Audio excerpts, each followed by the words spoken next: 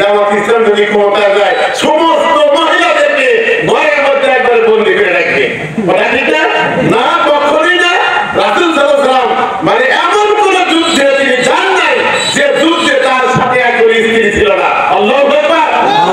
এবং তিনি যখন যে সফরে গেছেন সেই সফরে তার একজন স্ত্রীকে নিয়ে গেছেন। আপনারা জানেন রাসূল সাল্লাল্লাহু আলাইহি ওয়াসাল্লামের আয়েশা রাদিয়াল্লাহু তাআলা আনহা রাসূল সাল্লাল্লাহু আলাইহি ওয়াসাল্লামের স্ত্রী। কথা ঠিক কি না? হযরত আবু বকর রাদিয়াল্লাহু আনহুর কন্যা।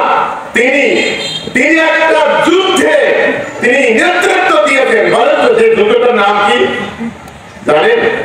যুদ্ধের সেনাপতিত্ব করেছেন আয়েশা রাদিয়াল্লাহু আনহা। জঙ্গে জামাল, যেটাকে ইতিহাসে বাংলায় বলা হয়েছে উসফের যুদ্ধ। খুব ভালো করে পড়ে দেখবেন। এই উসফের যুদ্ধে হযরতে মা আয়েশা রাদিয়াল্লাহু আনহা নিজে ময়দানে গিয়ে তিনি নেতৃত্ব দিয়েছেন। তাহলে ইসলাম আমাদেরকে